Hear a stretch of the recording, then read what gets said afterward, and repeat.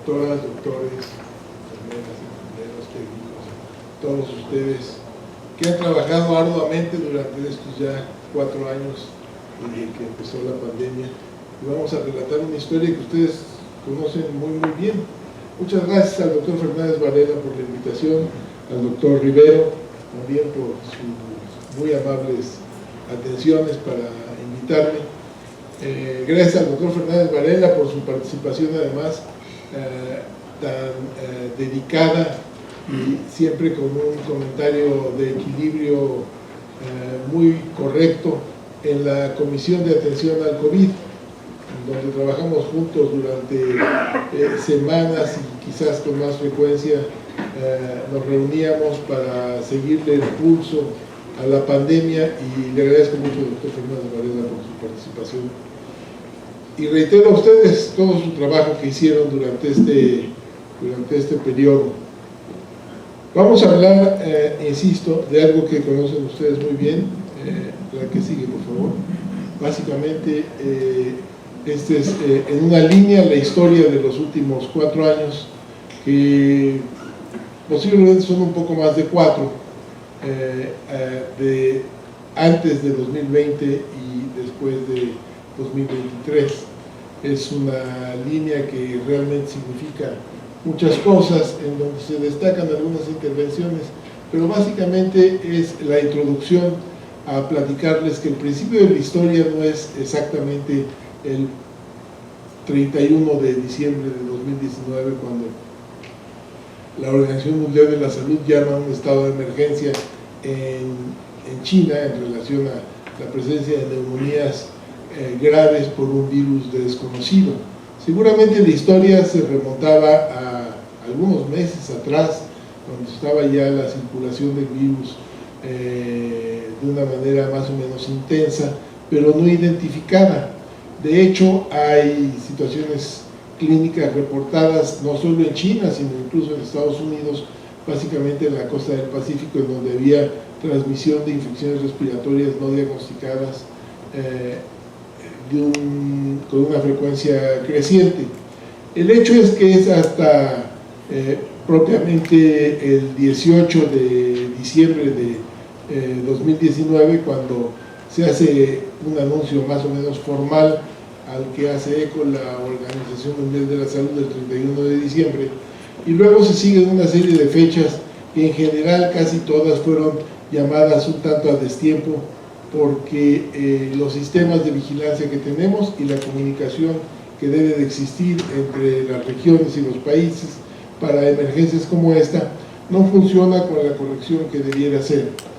Entonces, la siguiente, por favor. Lo que vamos a revisar en esta sesión es, primero, el sistema de atención a la salud en México y el curso de la epidemia.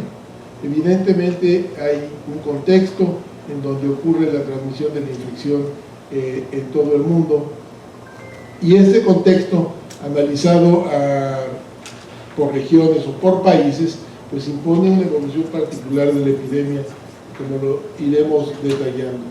Entonces, hablaremos también sobre algunos antecedentes de epidemias y pandemias previas necesarias para ver cómo es que llegamos a este momento, hablar propiamente de COVID-19 y luego reconocer que el fin, esto que estamos viviendo como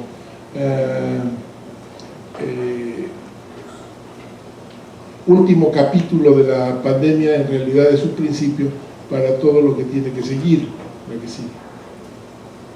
Entonces, primero veamos cuál es el escenario en donde se desarrolló el problema, la capacidad y la calidad de la atención médica que el sistema tenía al momento de que inicia la pandemia en nuestro país, lo que sigue.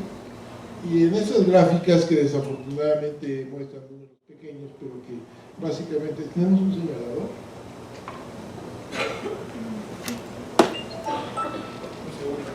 Lo que les quiero demostrar es cuál es el estado del sistema de salud comparado con otros países que desde luego tienen desarrollos económicos mucho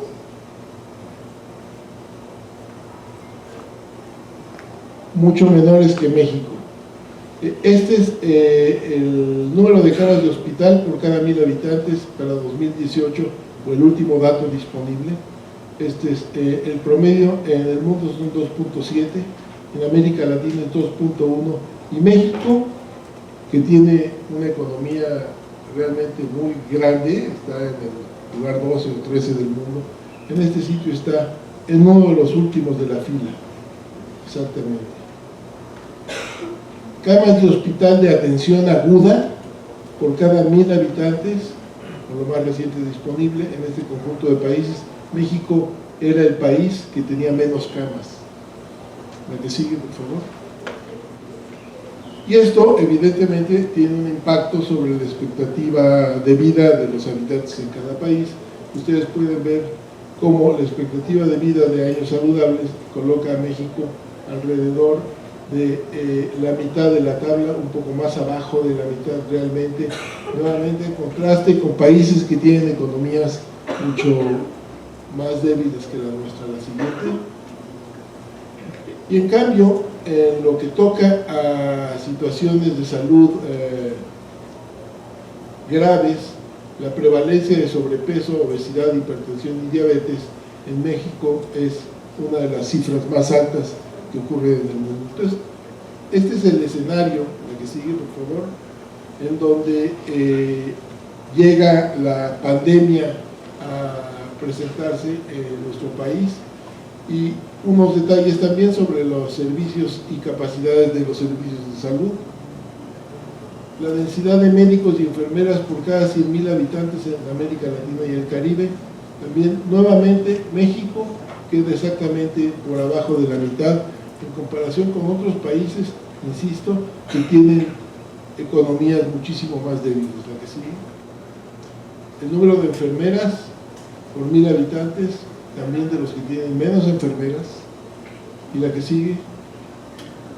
Camas de hospital, nuevamente la misma cifra. La que sigue, particularmente interesante, el número de médicos especialistas en terapia intensiva por cada 100.000 habitantes. México muy por abajo de Bolivia, de Paraguay, de Perú, de Colombia, de Chile, desde luego, de Argentina, pero digamos Estados Unidos. La que sigue. En ese escenario es cuando tenemos una pandemia que nos obliga a enfrentarnos a un virus que era completamente desconocido para nuestra especie. Nadie en el mundo tenía inmunidad en contra de ese virus, un virus que además tenía una alta capacidad de contagio. Y las consecuencias, básicamente nada más las señalo aquí, la que sigue, por favor, en lo que representa el personal de salud contagiado por COVID-19, y vean ustedes nuevamente cómo México es uno de los países que tiene la tasa más alta, la que sigue. Y en cuanto a defunciones acumuladas por personal de salud, pues México es el que tiene el mayor número de defunciones acumuladas de personal de salud. La que sigue, por favor. Tenemos entonces lo que ocurrió, el momento en el que ocurrió y en dónde ocurrió, conformaron para México una situación casi de tormenta perfecta, porque teníamos los servicios que acabamos de mostrar de una manera muy breve, pero claramente insuficientes en comparación con otros muchos países de América Latina, inclusive, ya no digamos del mundo. El sistema de salud, además de que tenía todas estas graves limitaciones, estaba pulverizado. Habían decidido que íbamos a cambiar el sistema de salud, que íbamos a tener un sistema de salud nuevo, y se deconstruyeron muchos de los servicios que se prestaban y no hubo una alternativa que ofrecer. Fue así como llegó la pandemia. Y finalmente el virus, que desde un principio sabíamos que iba a infectar a todos los habitantes en el planeta por sus características y por la falta de inmunidad. Entonces, las características del personal de salud y los servicios, la capacidad, el número de ventiladores, los servicios que requieren los ventiladores y el apoyo para pacientes con insuficiencia respiratoria, vacunas, los programas de educación, todo esto evidentemente era en ese momento insuficiente. y trató de resolverse la situación. Se hizo la reconversión hospitalaria, en algunos centros muy eficaz, en la mayoría no tan eficaz, y no podía ser más eficaz porque ustedes vieron el número de especialistas que tenemos para manejar ventiladores. Entonces ustedes pueden llenar un hospital con ventiladores que se adquirieron en el último momento para que no faltaran los ventiladores, pero no había personal con experiencia y con el conocimiento para manejarlos. Entonces hubo un gran número, no son pocas, las unidades de terapia intensiva del Instituto Mexicano del Seguro Social, que tuvieron mortalidades del 100% de los pacientes que llegaron a estos servicios. Entonces, por eso fue que en nuestro país ocurrió propiamente una tormenta perfecta, a diferencia de otros países, a pesar de lo cual los resultados globales no son tan diferentes entre prácticamente todos los países. ¿Me sigue? Y conviene recordar que una pandemia es un escenario terrible, que obedece básicamente a cómo evoluciona la vida en la naturaleza, cómo evolucionan los virus y cómo se presenta, y cómo una pandemia evidentemente no está diseñada para que ocurra y cause estos terribles dolores y consecuencias. Es simple y sencillamente la evolución natural de los virus, que en un momento encuentra la combinación perfecta para combinar su capacidad de transmisión con la capacidad de infectar a la especie humana, y una especie humana que, insisto, no tenía ninguna defensa. Entonces se infecta a todo el mundo y tiene las consecuencias.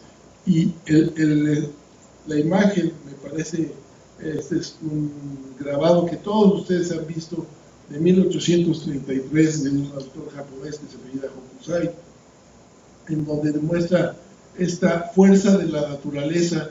Y aquí hay unos pequeños esquifes con los humanos que, por más que tratan de prepararse para resistir la tormenta, difícilmente van a poder hacerlo con éxito. La que sigue. Esta experiencia que vivimos nosotros, desde luego no es nueva, y en la historia se ha repetido una y otra vez, desde la primera epidemia descrita con detalle ocurrió en Atenas, escribió Tucídides en su guerra con Esparta, y como consecuencia de esta epidemia, la ciudad de Atenas, el país de Atenas, pierde la guerra, y desde luego se deriva el curso de la historia como consecuencia de esto. No se sabe bien a bien cuál fue el agente que causó la mortalidad tan elevada en la ciudad de Atenas. Evidentemente eran condiciones complicadas, la ciudad tenía unas enormes murallas y no podían salir porque estaban sitiados, por más que tenían comunicación formal, que también fue asediada por esta vía, y entonces la infección se transmitió con facilidad. Insisto, cambió de alguna manera el curso de la historia. Y después tenemos la epidemia que asoló durante siglos Asia y Europa, fue la peste, y una larga lista de infecciones conocidas por todos ustedes, la influencia de la viruela, el sarampión y otras infecciones que trajeron los conquistadores a México y que facilitaron su triunfo, la conocida como plaga americana, que fue la fiebre amarilla que asolaba continuamente pues prácticamente todo el continente hasta Luisiana, y que de hecho impidió durante muchos años que los franceses en particular pudieran construir el canal de Panamá. Tuvieron que llegar los norteamericanos a concluirlo, gracias a que además descubrieron cómo podrían lidiar con el virus de la fiebre amarilla. Y así podemos llegar a la epidemia de influenza española, el antecedente pues similar a lo que vivimos en esta época, en estos 4 años, que ocurrió en 1918-1919 la gran pandemia de influenza, que le llamaron influenza española, porque los norteamericanos siempre buscan quién puede ser el que lo haya ocasionado, como ocurrió con H1N1, cuando en realidad empezó en Norteamérica la pandemia de influenza. Claro, era una época también particular porque el mundo estaba en guerra y había una gran pobreza en todo el mundo, y a pesar de que las transmisiones no eran tan efectivas como lo son ahora, la transmisión recorrió varias veces todo el planeta, causando la muerte de 50 millones de personas. Después podríamos llegar a la epidemia de SIDA, y a partir de ahí, como vamos a ver la que sigue, por favor, tenemos otra lista de situaciones que en esencia tendremos que analizar como avisos, lecciones que tenemos que aprender, avisos que tenemos que atender para ir preparándonos mejor para lo que va a seguir ocurriendo continuamente. Esta es una lista no exhaustiva en donde señalo resistencia a antibióticos, SIDA, dengue, que esta temporada va a venir muy intenso. Virus del oeste del Nilo, que ustedes saben que hace 40 años no existía en el continente americano, como llegó a Nueva York, fue la entrada al continente del virus del oeste del Nilo. Los antecedentes inmediatos a esta pandemia de COVID-19, que fueron en 2002 el síndrome respiratorio agudo y grave causado por un coronavirus, y luego 10 años después el síndrome respiratorio del Medio Oriente, que ocurrió en 2012, 2013, siguieron ocurriendo casos esporádicos, y ahora en 2020 la última pandemia por coronavirus. El antecedente también que nos preparó en cierto modo para contender con esta de influenza H1N1 y otras muchas que tienen también un impacto muy significativo, sin embargo no con la magnitud de COVID-19, chikungunya, ébola, zika, mpox y otras que se les da poca atención, no tan extendidas, como insuficiencia renal de origen desconocido en Centroamérica, por ejemplo, es un tema importante, y lo que vamos a ver cada vez con más frecuencia, intoxicación de poblaciones por sistemas de agua potable contaminados, o la epidemia de meningitis por hongo en Estados Unidos y México, en Durango y en Tamaulipas, que son situaciones que tenemos que atender para prever otro tipo de problemas. Y esto nos hace recordar que esta falta de preparación deriva básicamente de una falta de atención correcta a los problemas.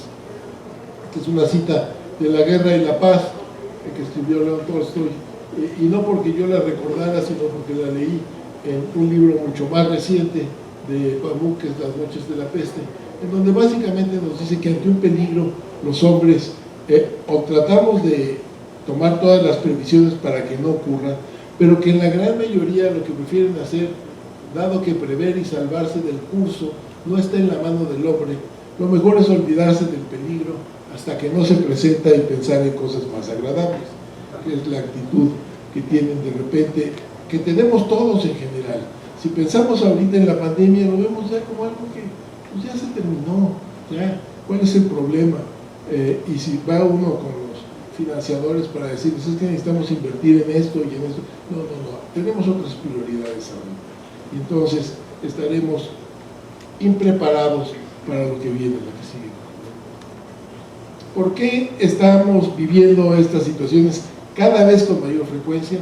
Bueno, porque vivimos en un mundo que es cada vez más pequeño, está cada vez más caliente y además está cada vez más poblado. Y es más pequeño porque las capacidades de transportación son cada vez más efectivas. La circulación explosiva de los humanos, de los animales y de los vectores en consecuencia y los productos la describen como esta transportación moderna ocasionó un salto cuántico en la movilidad de los vectores y los patógenos, y las consecuencias de esta globalización van a seguir sorprendiéndonos indudablemente. Y la actividad productiva, la actividad comercial es la máxima prioridad, y así se arrasan bosques, se contaminan ríos, sobreproducimos autos y gasolina tóxica, no tenemos planeación, armonía urbana, lo vemos en nuestros vecindarios todos los días, en nuestra región donde vivimos, edificios inmensos que siguen construyendo sin que se construyan los servicios que se requieren, se cultivan frutas y ganado usando antibióticos críticos para la salud. Todo eso son factores determinantes para que ocurran nuevas, novedosas y graves pandemias. Somos ya más de 8.000 millones de habitantes en el mundo y la mayor parte de ellos con problemas económicos muy graves, en pobreza, la que sigue.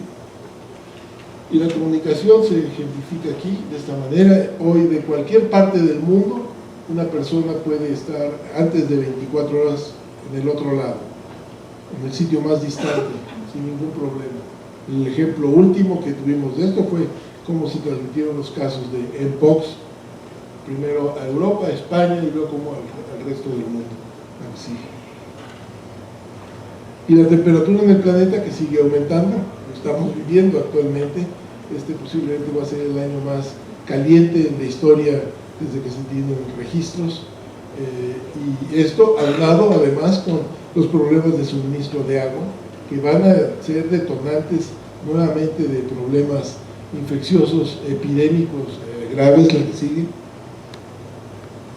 la pobreza y la migración, que van a ser imparables, van a seguir aumentando, y tenemos que atender con más cuidado un poco toda esta situación de migración, porque escenarios epidemiológicos diferentes, pues nuevamente es el transporte de vectores, de infecciones que se transmiten y que llegan a poblaciones que no tienen experiencia con eso. Entonces la transmisión puede ser muy complicada, la que sigue. El hacinamiento urbano, que pues es muy común en todas las grandes capitales del mundo y que permite contactos continuamente, la que sigue.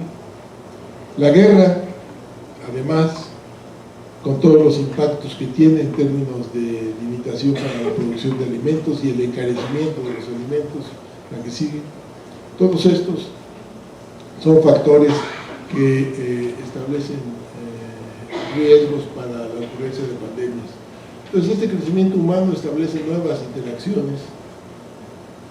El daño ambiental modifica equilibrios y esto implica riesgos en la transmisión de enfermedades infecciosas a todos los habitantes del mundo, animales, humanos, mosquitos, insectos, y el desarrollo de las conductas sociales multiplica los contactos. La densidad y la movilidad crean nuevas rutas y la prioridad del Estado está distorsionada en función de un crecimiento económico y en términos de la inversión más que de la seguridad de las poblaciones. Entonces, todos estos determinantes favorecieron que apareciera la pandemia. No voy a hacer mucha referencia a los números, vean ustedes cómo evolucionó, y esta evolución en el número de casos, vean ustedes cómo va creciendo aquí atrás, porque la roja es la tasa de hospitalizaciones y la tasa de letalidad es la línea negra. Desde luego diferente la proporción, la que sigue por favor. Y depende básicamente de cómo fueron apareciendo las variantes en nuestro país y en el mundo en general, cómo fue el virus original de Wuhan, cómo fueron modificándose las variantes y cómo la capacidad de transmisión también fue aumentando hasta que ha disminuido ya en las últimas semanas. Conviene destacar para fines de, no es el tema de la plática, pero de la vacuna, que todos estos virus son la misma familia y son como que los descendientes de este virus original. Entonces, cuando la gente dice que necesitamos vacunas completamente diferentes, no es completamente cierto. Sí tenemos que actualizarlas seguramente en el curso de los próximos meses, años, pero las vacunas actuales, con excepción de la bivalente de Moderna y de Pfizer, todas las demás, las que utilizamos nosotros, tienen la misma efectividad para también las nuevas variantes. La que sigue. Entonces, todas estas variantes han ocurrido y están circulando estas últimas semanas y meses aquí en México, la que sigue. Y entonces tenemos que, para ahora, hacer un análisis de qué es lo que pasó, porque vamos a buscar explicaciones para justificar posicionamientos políticos y visiones ideológicas. Vamos a tratar de identificar personajes responsables, y las muertes y las hospitalizaciones se van a interpretar de muy diversas maneras. Pero realmente, ¿cuáles son los verdaderos determinantes de la catástrofe? Primero, un sistema de salud en el mundo, diría yo, insuficiente, no preparado para atender este tipo de problemas. En algunos países es más grave esta insuficiencia que en otros, pero en general casi todos los países fueron rebasados. Podríamos destacar algunos que no lo fueron. Suecia tuvo capacidad, desde luego. Entiendo que Alemania también se vio rebasada, Finlandia tuvo capacidad, Nueva Zelanda tuvo capacidad para contenerlo. Claro que algunos países tienen además características geográficas muy particulares, como Nueva Zelanda, que sí pudo cerrar completamente, es una isla, pues puede cerrar muy bien sus fronteras, un poco lo mismo Japón, pero como sabíamos también, incluso ahí la transmisión iba a ser eventualmente muy intensa. Claro que mientras más se pueda modular la velocidad de transmisión, mejor se pueden preparar los servicios.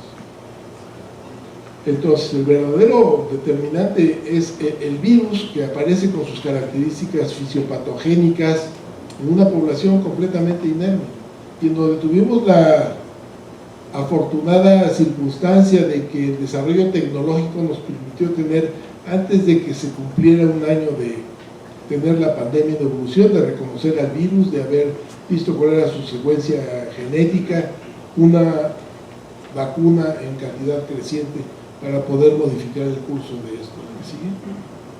Y vean ustedes, realmente son, no se ven claramente, pero solo quiero demostrarles las características más generales de estas curvas que representan diferentes países, la que sigue, y prácticamente todas, este es México, la que sigue, todas son muy similares, porque depende básicamente del virus, de cómo se fue modificando y cómo fuimos siendo capaces paulatinamente, la que sigue, de ir respondiendo a estas variantes, la que sigue, a través de un programa de vacunación global que yo diría que fue muy efectivo.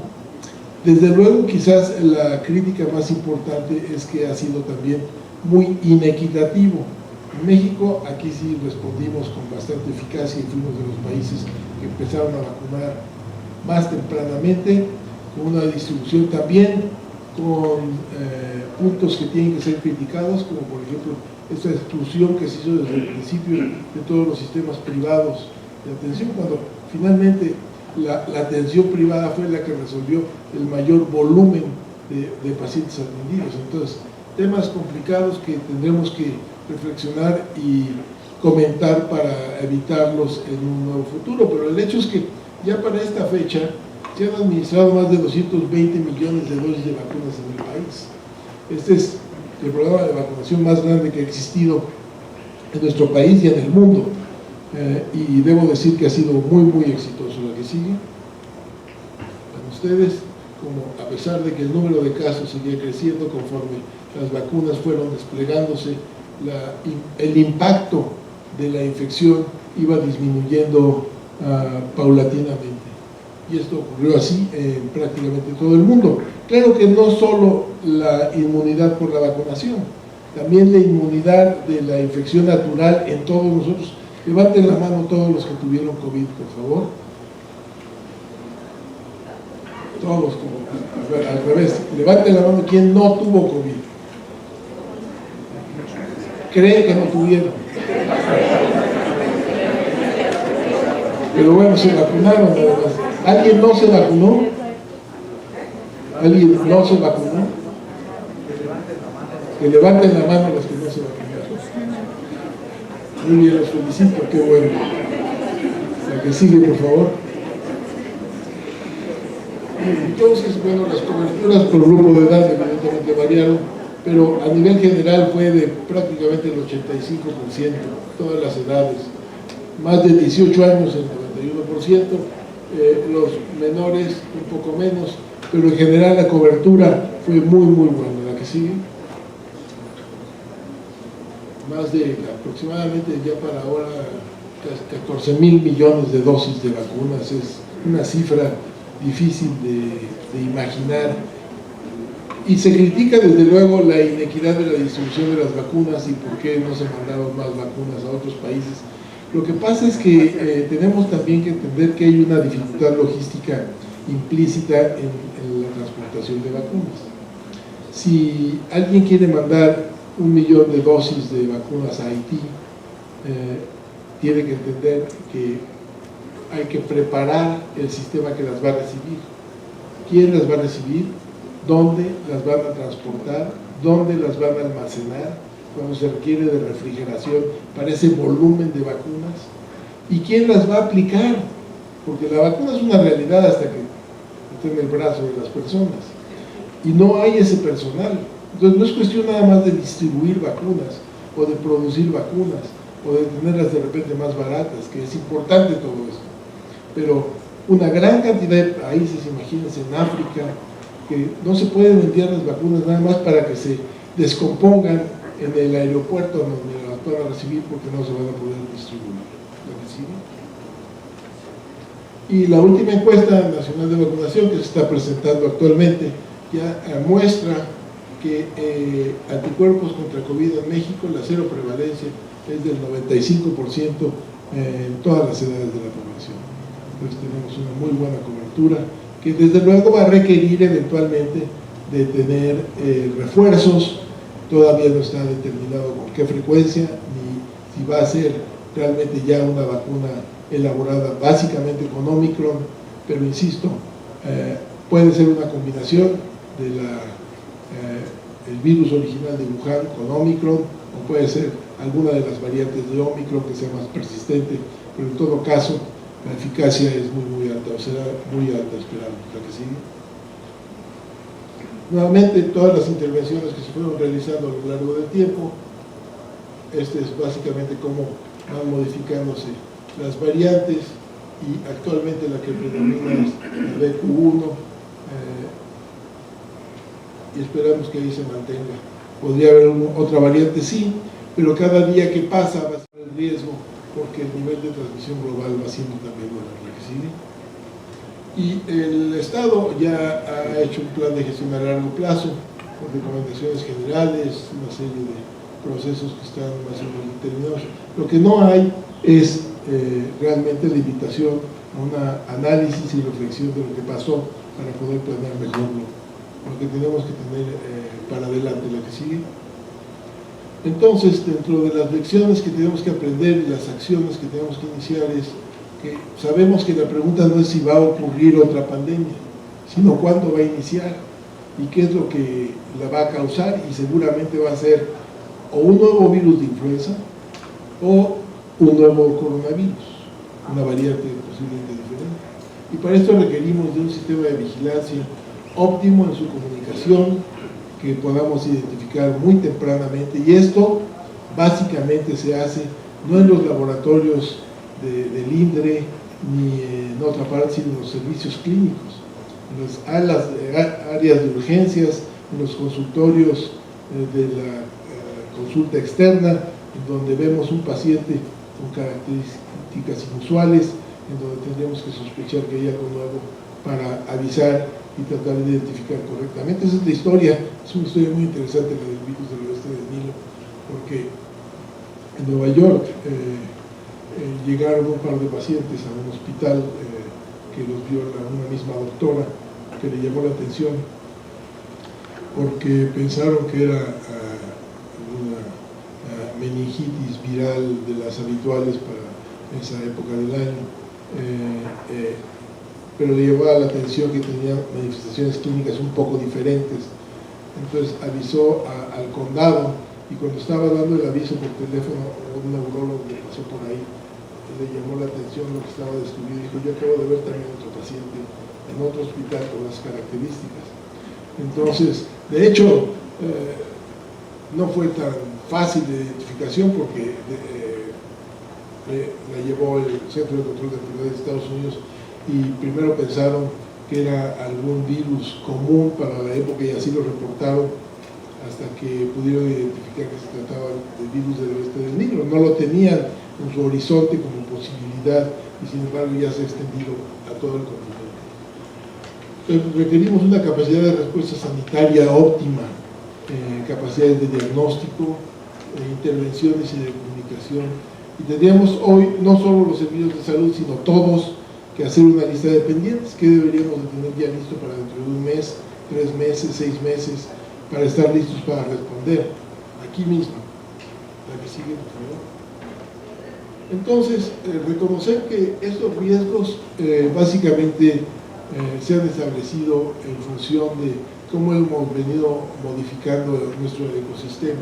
La mayor parte de las epidemias que han ocurrido son resultado de nuestra intervención en la naturaleza. SIDA, claramente, ébola, el virus del oeste del Nilo, SARS, enfermedad de Lyme, etc.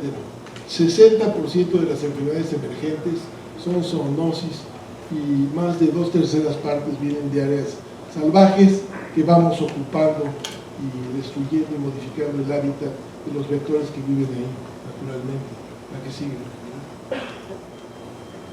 Para tratar de tener alguna atención sobre esto, estamos trabajando para que ustedes tengan un boletín que estamos ya empezando a distribuir, que recibirán la mayor parte de ustedes seguramente ya en poco tiempo, en donde damos cuenta de la que sigue, vamos a pasarla rápidamente, de alertas epidemiológicas y recomendaciones. La que sigue empieza con COVID, en donde estamos, que ya lo vimos ahorita. La que sigue, las recomendaciones que tenemos actualmente. La que sigue, dengue, que vamos a tener una temporada de dengue muy intensa, ya la tienen actualmente en Sudamérica, mucho más alta que los años previos, y con estas modificaciones climáticas resulta que acaba de aparecer un reporte de que en Arizona ya tienen transmisión de dengue autóctona, entonces se va extendiendo básicamente.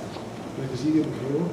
Influenza H5N1, que ha habido muy pocos casos en humanos, posiblemente menos de 10, pero este es uno de los riesgos latentes que tenemos ahí, con suerte de espada de Damocles, en donde podemos tener un problema si el virus de influenza H5N1 desarrolla capacidades de mayor transmisión, de contagiosidad entre humanos, o primero de las aves a los humanos, que es poco eficiente porque solo hay 10, a pesar de que el problema es que hay una gran epidemia a nivel global de H5N1 en los animales. No sé si leyeron, hace poco se avisó de que hay una mortandad de aves silvestres en el Pacífico mexicano, y esto es consecuencia de H5N1, como lo ha sido en Sudamérica, en Canadá y en Estados Unidos.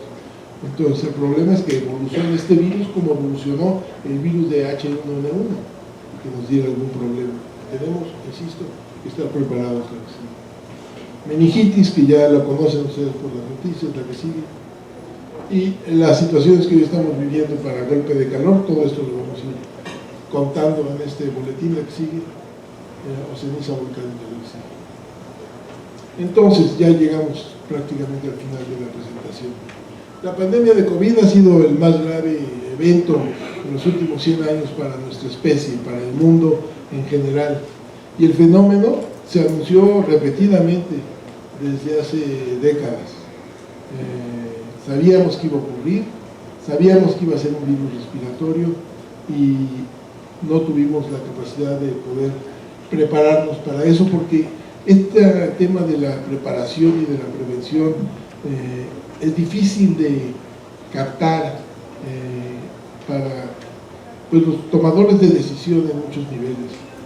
Todos los sistemas del mundo fueron rebasados, y en México la pandemia tuvo graves consecuencias en relación a la precaria infraestructura y capacidad del sistema. Todas las áreas del país fueron afectadas: educación, economía, trabajo, comunicaciones, y todas estas, el gabinete, y esto ocurre una y otra vez, cuando ocurre una pandemia, desde luego salud responde rápido, pero todos los demás se quedan viendo a ver qué es lo que va a pasar, en lugar de tener todo, porque todas estas se impactan de la misma manera, y todos deberían de tener un programa, un proyecto de trabajo para responder rápidamente. no lo tuvieron, se subieron tarde al barco, tuvimos más consecuencias. Y la comunicación oficial se contaminó con los mensajes políticos, en esta línea polarizada que tenemos del sigue. ¿Qué preguntas tenemos pendientes? ¿Estamos preparados para una nueva pandemia? Ciertamente no lo estamos. ¿Debe recomendarse el uso continuo de cubrebocas? Yo creo que sí debe recomendarse en situaciones particulares y en momentos especiales también. Particularmente en el ámbito sanitario. Ahí tendríamos que utilizar cubrebocas de manera continua. ¿Son necesarios los confinamientos completos? No lo sé, depende de las características del virus, pero a la luz de lo que hemos vivido, valdría la pena repensarlo y decir si realmente eran necesarios, particularmente en el ámbito educativo, porque el impacto en el ámbito educativo fue terrible, terrible, ustedes lo están viendo, desde los niveles más tempranos de la educación hasta los más elevados, todos tuvieron problemas. Un ejemplo nada más, el entrenamiento quirúrgico para los residentes de cirugía se perdió durante 2 años, van a salir y les van a dar sus diplomas sin haber tenido realmente un equivalente en la experiencia que tienen los años previos o lo que tendrán los años posteriores.